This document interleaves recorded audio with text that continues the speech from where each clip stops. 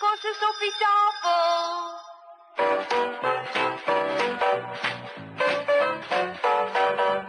The makers of Epic Pure Sunflower Oil, Purine and Pret Cooking Fat, Yum Yum Peanut Butter, Maple Margarine, and Niblets Cheese Twists present the Epic Casebook.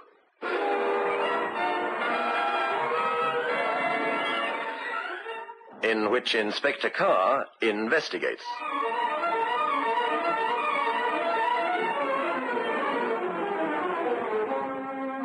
Newspapers and newspapermen have always had a fascination for me, as no doubt you've long since gathered. Tonight's dramatized version of the investigation into the murder of Paul Blake brings back to mind one of the most courageous journalists I've ever met. Paul was not only fearless in his literary craft, he displayed an honesty and an integrity that won him the respect and affection of all his colleagues. But more than this, he was a brilliant painter of words, able to instill into the mind's eye of his readers vivid images of the scenes as he saw them, to describe the characters involved with a clear-sighted brilliance few could match. I've always maintained that there's far too much confusion between the press barons, those who control the purse strings and whose main concern is profit, and press men like Paul Blake, dedicated to their craft. I remember when Paul resigned from one newspaper because of a disagreement with the proprietor's policy. Said Paul, "The paper will surely sicken and die. It suffers from incipient thrombosis, inhibited circulation caused by a lot of clots." Well, that was Paul. A great loss to Fleet Street and his friends. Let me tell you about it. I've called my story Dead Lie.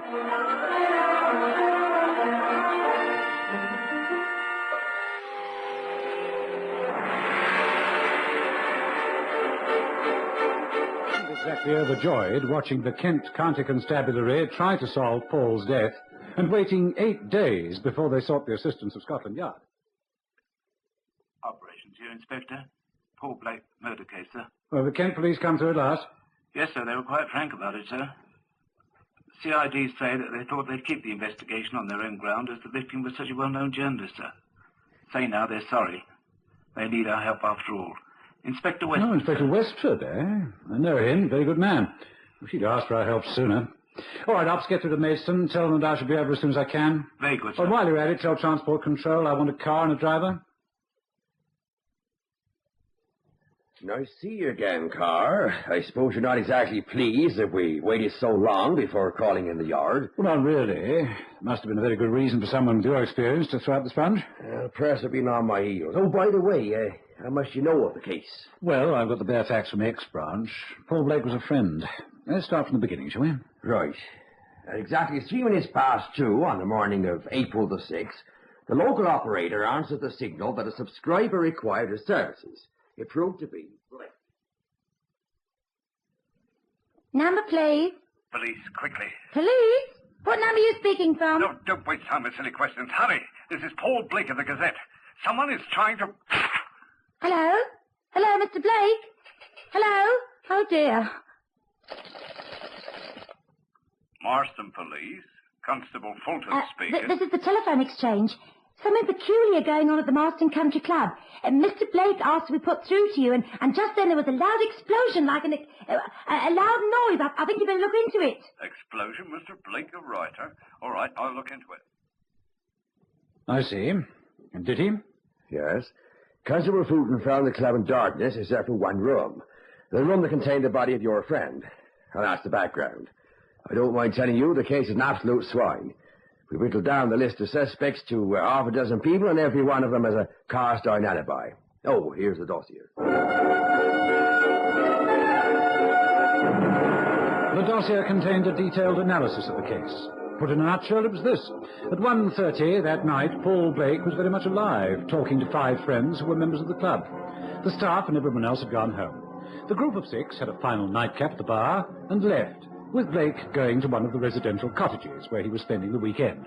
No one saw or heard him again, except the operator of the telephone exchange, who registered his call from the club and could swear that the explosion and the frantic pleas for help came at exactly 3 minutes past 2.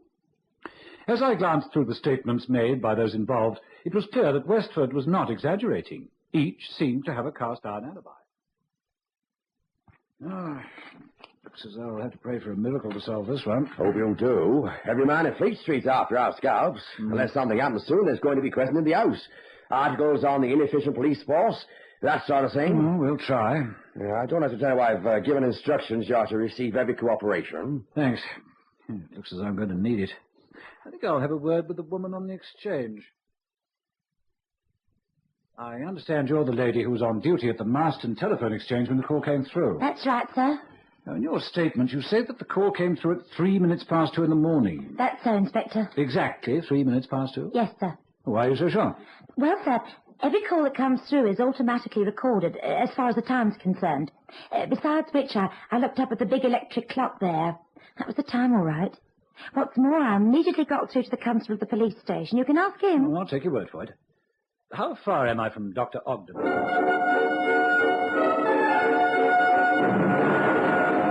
Dr. Wilfred Ogden was the first name on Inspector Westford's list of suspects. He looked every inch the fashionable, prosperous country doctor. Yet despite an attempted air of self-assurance, it was apparent that the medical gentleman was distinctly uneasy. You were given a chance to peruse the statement you made to Inspector Westford? Of course I was. Why do you ask, Inspector? Are you sure it's correct in every detail, Doctor? Sure. Of course I'm sure. Well, I'm sorry to ask you the sort of questions you've already answered, but that's the way I work. Now, Doctor, I understand that Paul Blake was a friend of yours. Yes.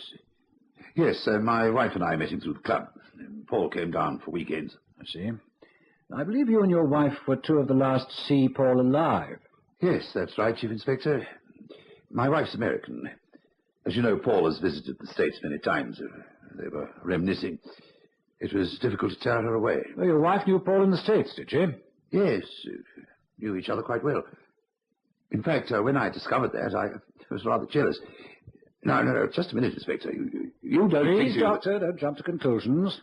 Don't you see? There were 5 of you who were around the bar when all others had gone. They must be on the list of suspects, however vague. I suppose so. Well, you're going to find out sooner or later. Perhaps Westford knows it already. I wasn't strictly truthful when I said that Blake was a friend of mine. In fact, I rather disliked him.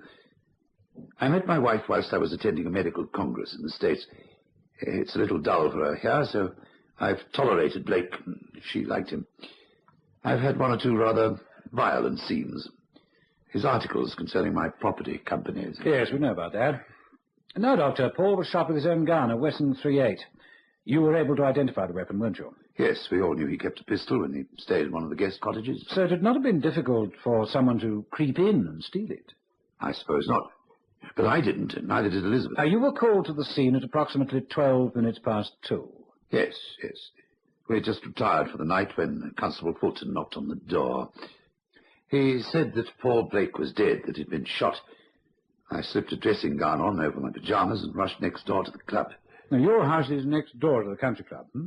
Yes. That's why the constable thought it would be quicker to come and fetch me than telephone. I see. Will you describe what happened when you got there? I've already given... Yes, I know you've already given a statement, but please, bear with me. Well, I rushed next door. The place was in darkness except for a light in Paul's bungalow. It wasn't a pleasant sight.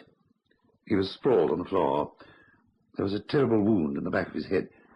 A pistol was lying some 2 or 3 feet away. The telephone was off its socket and dangling down. In such cases, it's impossible to determine the exact time of death. He could have been killed at any time within the hour. Well, fortunately, the telephone operator heard the shot. Yes, of course. It must have been pretty terrifying. There were distinct powder marks from the shot around the mouthpiece. You realize that whoever killed him didn't do so for motives of robbery. Nothing was taken. When I saw all those pound notes and the watch on his dressing table, it sent a chill through me.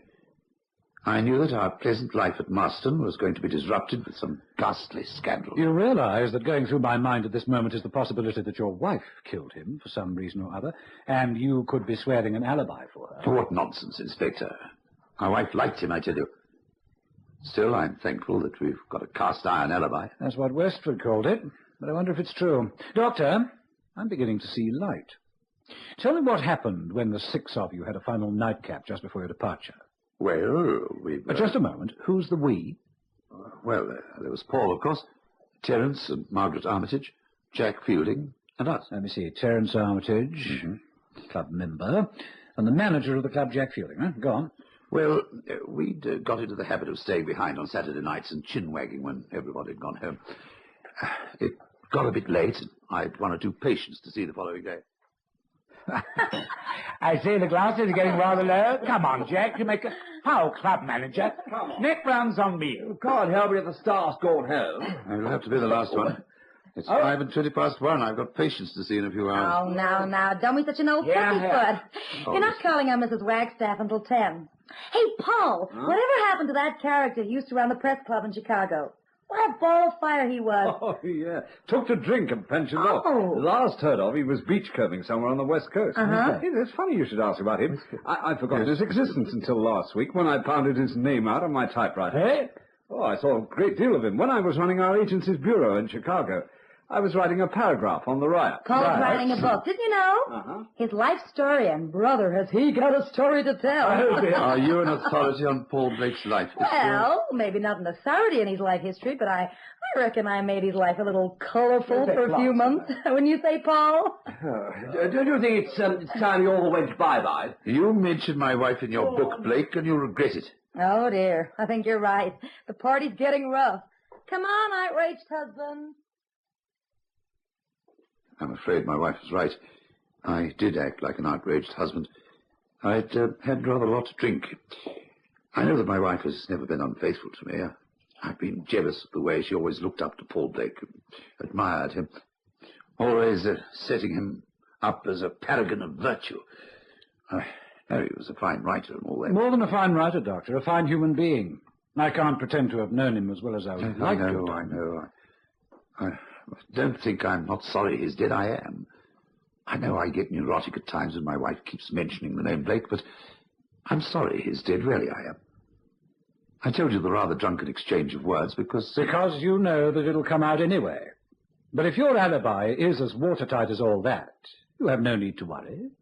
Have you? Watertight alibi or not, Dr. Ogden was the epitome of the nervous, worried object of police investigation, particularly when he saw me remove a press cutting from my notebook. I see that Paul Blake wrote a piece in the Weekly Chronicle concerning your property developments in this part of the world.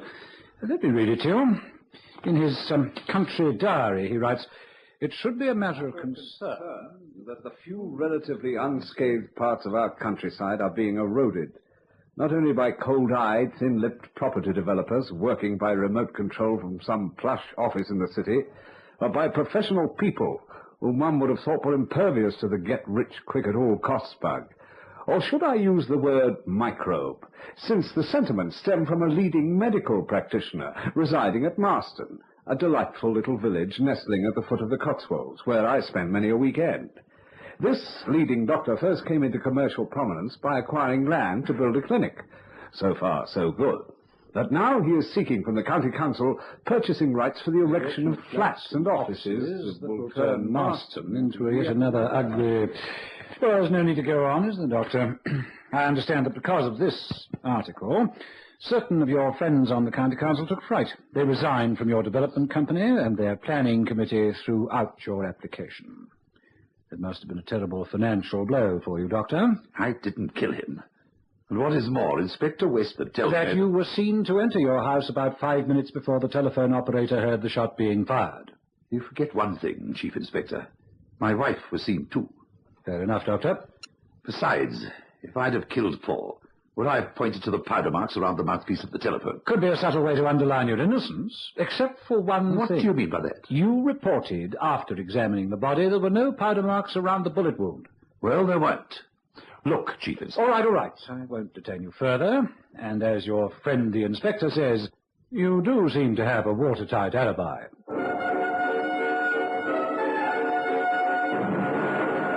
For obvious reasons, the police suspect a husband who would swear that his wife was with him when she is suspected of perpetrating a crime elsewhere, or a wife who supplies an alibi for her husband. But in this case, there was a third person to swear that he saw Dr. and Mrs. Ogden enter their home at a time which made it impossible for them to have been the culprits. Was it the perfect alibi screening a diabolically, cleverly planned act of murder? My next call was on the club manager, Mr. Jack Fielding, an almost stage caricature of the ex-guards officer reduced to having to run a country club. Shocking, old boy. Absolutely shocking. Paul used to come down every weekend he could spare. That cottage he lived in was kept specially for him. Well, how many weekend cottages are there in the club grounds? 4, but no one uses them this time of year. In fact, it's only our local members who use the club at all in the winter. Poor Blake came down because he said he liked the peace and quiet. Mind you, I don't think that was the only reason. Why do you say that? Well, a manager of a club must learn not to gossip, but Elizabeth Ogden was simply bonkers over him, you know. Why, even on the night the poor chap was shot, there was a bit of a contretemps, I would say. Mind you, Chief Inspector, wait till you meet her. Gorgeous hunk of sex, that's one. I understand you were all in the clubhouse. You, the Ogdens, the Armitages, and Mr. Blake. Everyone else has gone home? Yes, that's right. And this cottage you occupy is about, what would you say, 200-300 yards from the clubhouse? Yes, something like that. Why, old chap? Because somebody shot Paul Blake dead. Somebody who knew he was in the cottage at the time, knew where he kept his gun. And until something else crops up, I must regard that somebody as belonging to your little drinking session. Oh, really? You sound like someone out of those detective yarns. Have you spoken to Inspector Westford? He wasn't killed by any of us. Could have been anyone on the grounds. Mr. Fielding, we have the exact times as given to me by Inspector Westford. Now, I understand you to say that you left soon after the departure of Dr. and Mrs. Ogden that night. Yes. Well, as you know, it began to rain, and the Armitages gave me a lift back to the cottage. According to your statement, you arrived back at your cottage at exactly 1:30. Yes. You'd all been drinking rather a lot. How is it you were so sure as to the exact time of your arrival? Well, ask the Armitages. Please, Mr. Fielding, I'm asking you. Because when they dropped me off, I made the expected gesture. What's that? Well, I asked them if they would like to come in for a snort, and Armitage said, no, thank you. He looked at his watch and said it was 1:30, and they wanted to get home before the rain got really bad. They lived about 4 miles out, and the road is rather dicey when it rains, you know. I see, thank you. One other little thing, though. In the statements made by Mr. Armitage and his wife, they said that they dropped you at the gate and drove off. They didn't actually see you go into the house. What does that mean, Inspector? Oh, come, sir. You're an intelligent man. I hear you retired from the Brigade of Guards with the rank of Major. Surely you must know the import of my question. You mean, did I run back to Paul's cottage and shoot him? No, I didn't. Besides, I can prove it. Prove it? Yes. You can ask Mrs. Thomas. Mrs. Thomas? Well, I don't think I've been supplied with that name. I've been with the club since the flood. When she was too old to act as manageress cum housekeeper, the club committee kept her on the payroll to look after me. I see. Well, if she's that age, she'd hardly remain awake until your return. She was. Oh, then perhaps I'd better question her.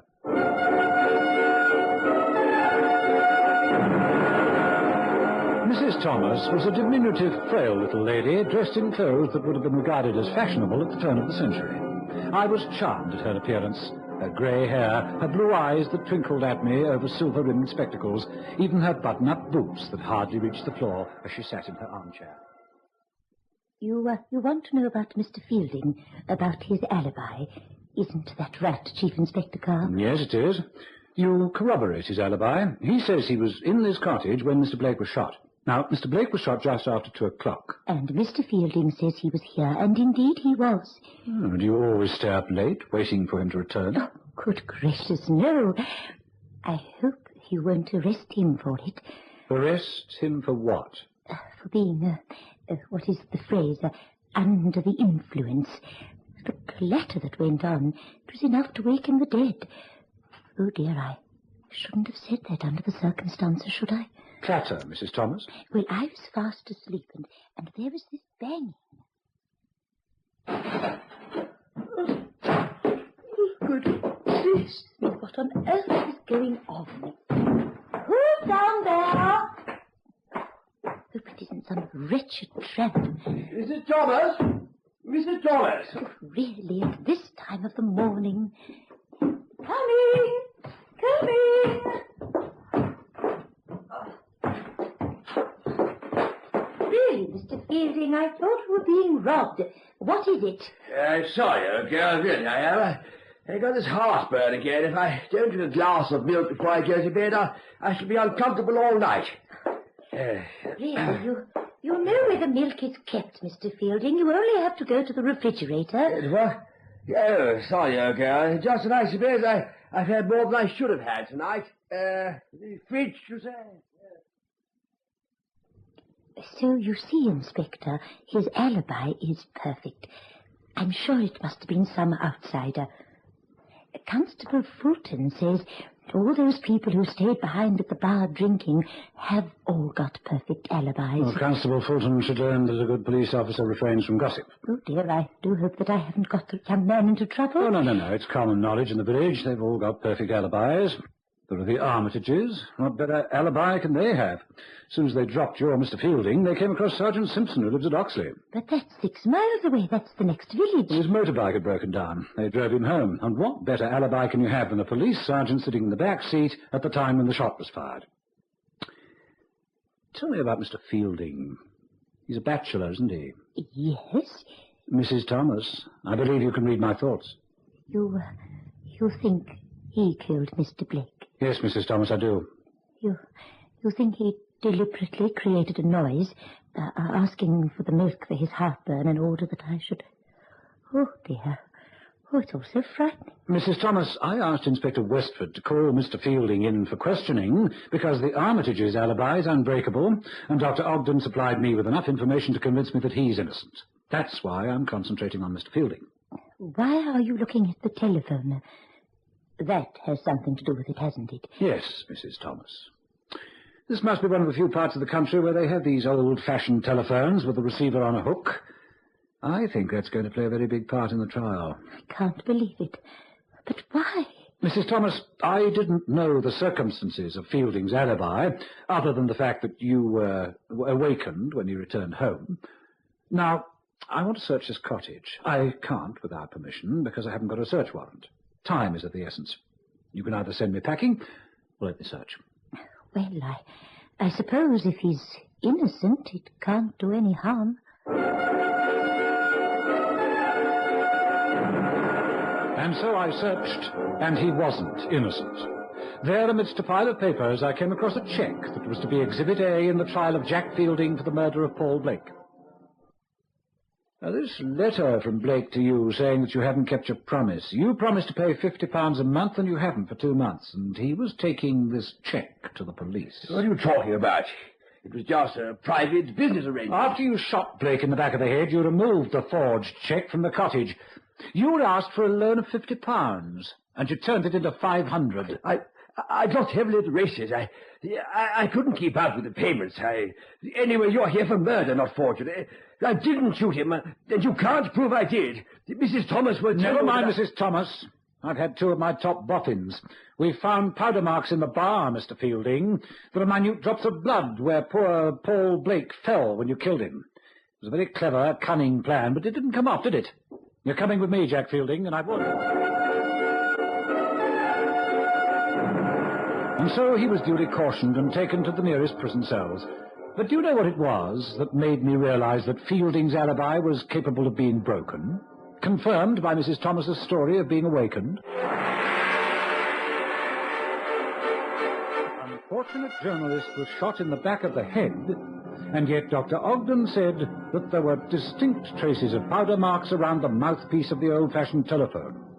Now, the telephone exchange said they heard Fielding's voice, and him being shot at 2:03. How could he be shot in the back of the head, and yet there'd be powder marks on the mouthpiece of the telephone, into which he was supposed to be speaking? See it now.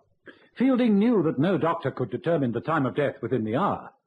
He goes into the house, alters the clock by 10 minutes, so that his housekeeper would state the time according to that clock, rushes back to the club, shoots Blake with a pistol he stole, drags him to the cottage, puts through the call, simulating Blake's voice, and fires the gun a second time next to the mouthpiece.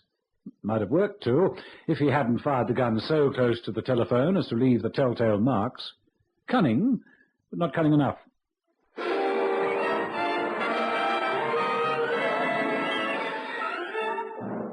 The Epic Casebook was produced by Michael Silver for the makers of Epic Pure Sunflower Oil, Maple Margarine, Yum Yum Peanut Butter, and Niblets Cheese Twists, with Hugh Ross as Inspector Carr. Listen again next Thursday night at 9:30 to another exciting story from our Epic Casebook.